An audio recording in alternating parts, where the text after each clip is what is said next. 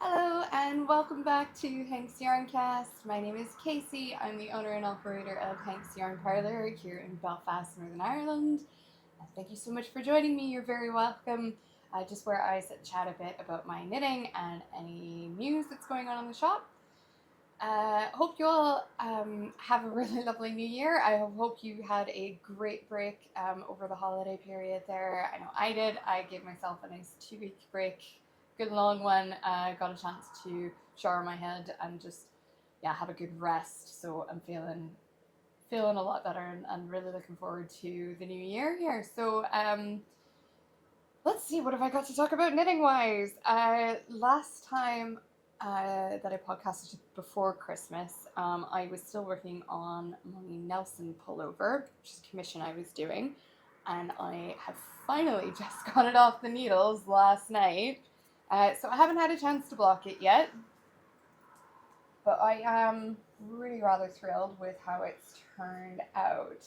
Actually, I might just stand up here so you guys can see most of it. It is rather large jumper, so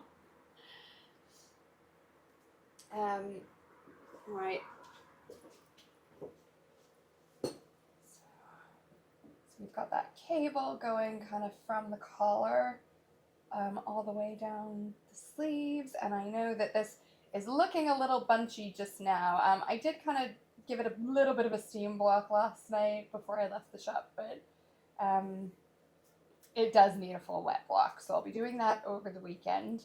I'm kind of anticipating that it will take several days to block this properly. It'll probably need a good overnight soak.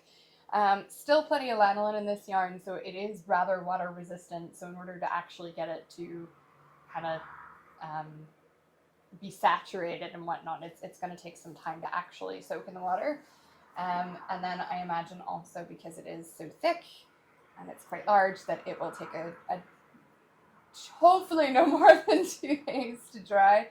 I suppose that also depends on kind of how warm it is in the house and whatnot as well. But really thrilled to be getting this this off the needles and get it blocking. I'm delighted with how it's turned out. I haven't had a chance, because obviously it's only just come off the needles, I haven't had a chance for the recipient to try it on yet.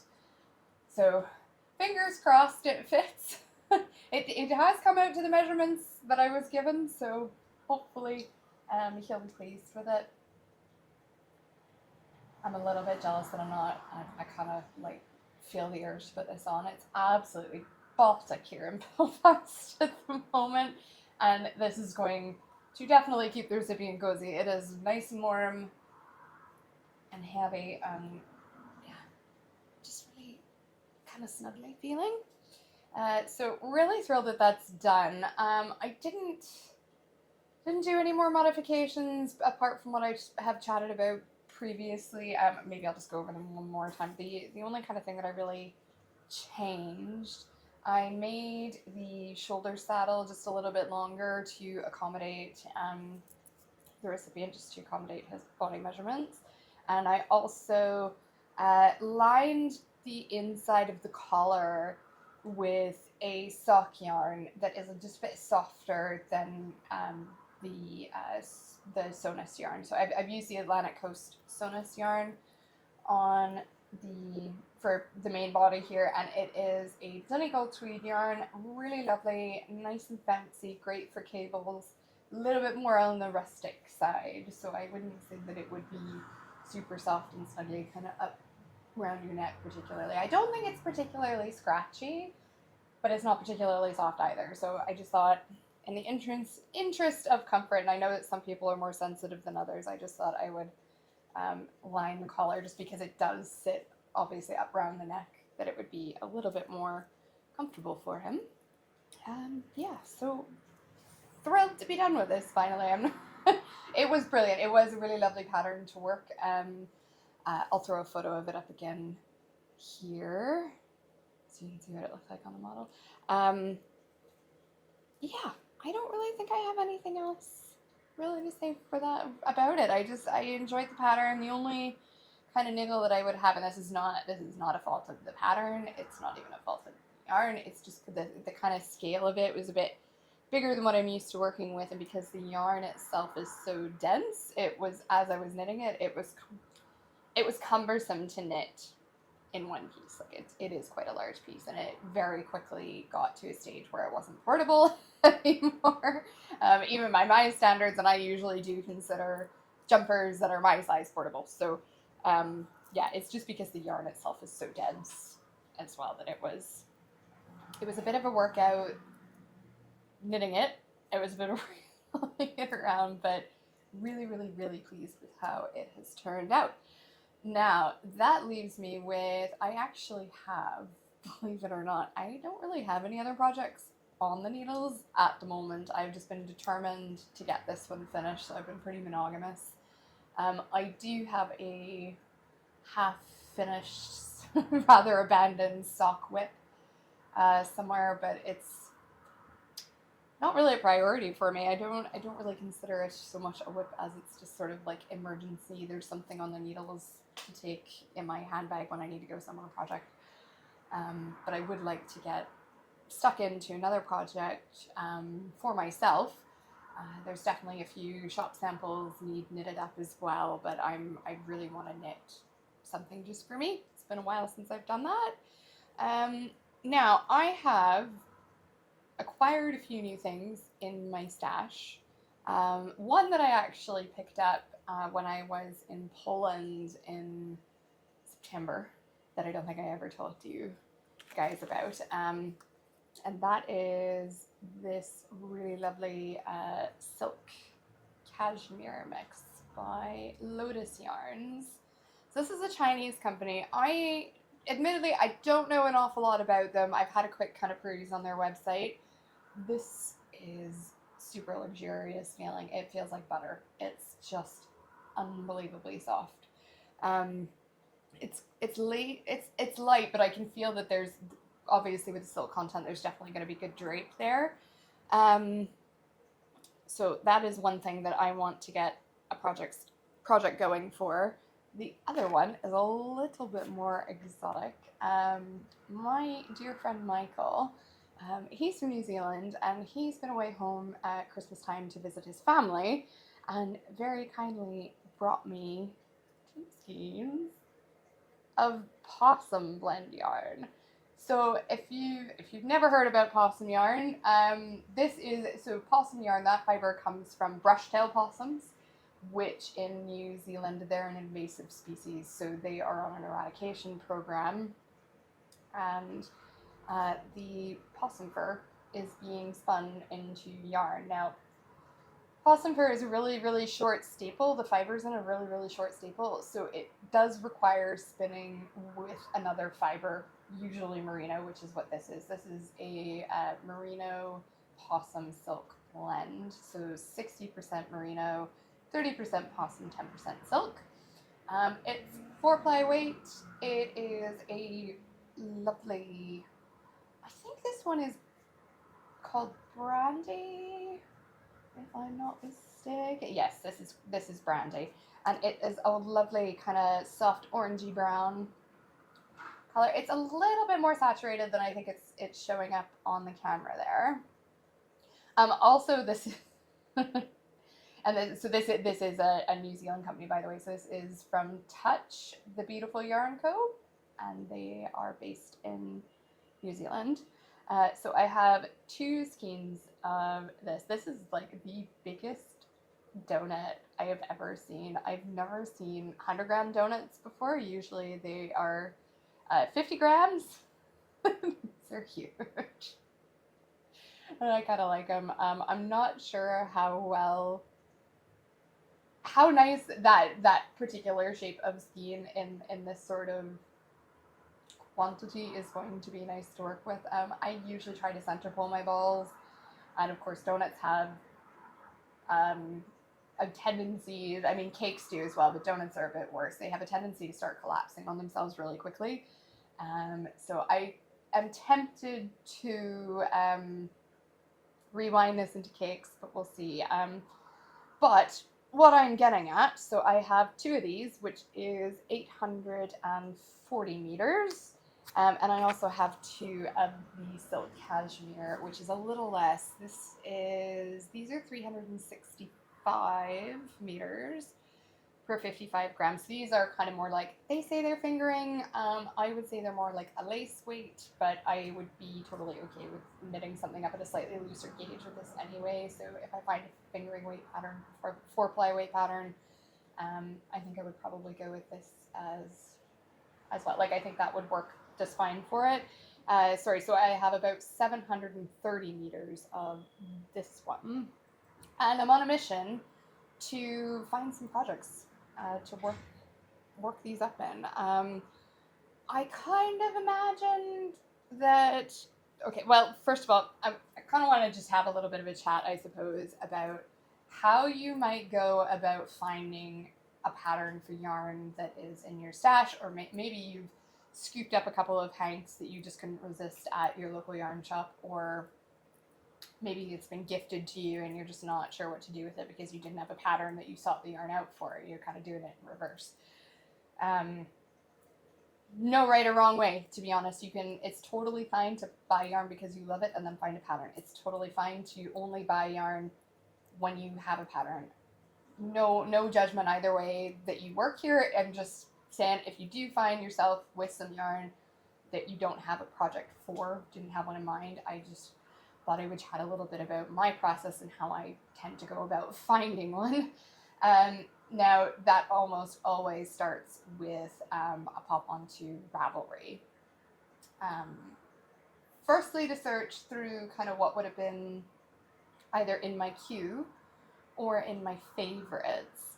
And I'm not sure if you guys know, but you can actually, because obviously, if you're anything like me, your favorites in Ravelry is probably a few hundred, even a few thousand patterns deep at this stage, and it's a little bit too much to kind of just scroll through it. You can actually use their search engine within your favorites to find patterns, and I would encourage you, if you don't have your own favorites saved yet, maybe it's a little bit new to you, or you just don't hoard them like I do, you can obviously, of course, use the search function to just search through the pattern database in Ravelry. Now, that pattern database can be overwhelming. I mean, there are hundreds of thousands of patterns available for both knitting and crochet on Ravelry. It's a lot to look at, and it can be really overwhelming. So what I would recommend is using the search filters, and you can use these to get down to pretty specific things. So first of all, I am going to minimize myself here and throw up my Ravelry screen so that you can see kind of how I operate with this. Sorry, bear with me. I'm just going to get our Ravelry page up again. Okay, so on the advanced, so if you click up on, I usually just go straight to the advanced search tab here and click patterns. Okay, now on the left hand side of the page here, you're going to see all these filters, and there's quite a lot here. So let's just have a run through them. You can obviously look at your age, size, fit, any attributes that what you're looking for might have. So if you're looking specifically, I want something that is cabled, or something that is has some color work in it, or lace, or a particular construction method, or even certain, I mean, they've got a filter here for sock techniques, so things like that. If there are certain ways that you want to knit that project, that's kind of a good way to really narrow down those sorts of things. That's also where you would put in, like, if you're looking for a certain type of, let's say you want to knit a jumper, which is the next category down here. So that breaks it down into clothing, accessories, home goods, toys. things for pets, those sorts of things. So if you go in here, let's say clothing and sweater, and you can search there for cardigan, pullover, other, or just all. So let's say, you know, we're looking for a pullover pattern, and then we're going to go back up here to the attributes, and then we can tell it things like, okay, the design elements, what sort of collar or neckline do we want? We want a crew neck, a boat neck, a turtleneck. So you can really narrow down all of the hundreds of thousands of patterns. You can kind of narrow down what might actually meet the criteria you're looking for. And I like to use this specifically when I do have kind of these odd skeins of yarn.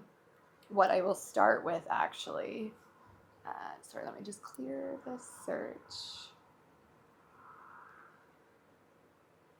And what I will start with is the yarn weight. So if you scroll down to the filters here, you can tell it, okay, I've got, let's start with this one. So this is technically it's lace, but I'm going to put in light fingering and fingering as well, because I know that I'm kind of expecting something kind of drapey. I'm not sure what yet, but I'm okay with it being a little bit more kind of an open gauge, if you will. And then I'm going to tell it, if you scroll down a little bit further, now you can actually tell it what fiber you're using as well. So I might tell it here, well, I'm going to tick the box for cashmere and silk. Now, I don't always do this because I do find that just because the designer used a certain fiber, and that'll be kind of marked in that pattern, and that's why it gets filtered in with that, doesn't necessarily mean that this fiber will or will not work for that. So sometimes I feel like that narrows it down a little too much, but if you would prefer that, you can certainly put the fiber in. But more to the point, what I would put in is the meterage, how much you have to work with. So I have 730 meters of this. Now they have kind of like a few ranges you can select from here. Or you can put in a custom meterage at the bottom. So I might say, okay, well, I definitely want to use most of it. I don't want to be left with a load of leftovers. So I'm going to say I'm looking for a pattern that is between 680 and 730 meters. Tell it that's how much yarn that I have. And then it will spit back out all of the patterns that meet that criteria. And now as I'm looking at these, there's a lot of kind of like tees and camisole patterns coming up, and also some accessories, so shawls, scarves, that sorts of thing. And then I can kind of decide based on what I know about the fiber. So I know that this is going to be really drapey, this lovely silky thing. So this actually might make a really nice kind of flouncy, blousey type tee. It would also probably make a really lovely wrap or a shawl. Probably wouldn't be too fussed on, well, to be fair, this actually probably would make a really comfy, cozy hat with zero itch, but I have a lot more and I want to use it all. I don't want to use half of it in a hat and then do something else. I suppose I could do something like a hat and mittens, but it's just sort of getting the idea going, okay, what do I actually want it to be in the end in terms of what do I feel like this fiber would be nice to wear around my neck? Is it going to make a really nice blouse or tee that I don't have to wear something under it, meaning that I can wear it next to skin, no problem? Is it going to be too warm for a tee? Do you, like, so this is bringing me to the Possum yarn. This is a little bit different. So this kind of fits in with similar criteria as the other one, in terms of what we've done in our Ravelry search here. Now, I know that this is going to be a little bit more elastic. This is not going to drape quite so much as the silk and cashmere blend. It's going to be a little bit more flouncy, and I know from what I've been told, because this is the first time I've used Possum yarn, but I know that Possum yarn is meant to be one of the warmest fibers kind of per pound. So I'm kind of leaning towards knitting something a little bit more snuggly with this one, even though there are a few tee patterns that have caught my eye for it. I think I'm probably going to end up turning this into a shawl or wrap, but I definitely want to make sure that it's one that I can really wrap up in, that, you know, is going to make me feel cozy.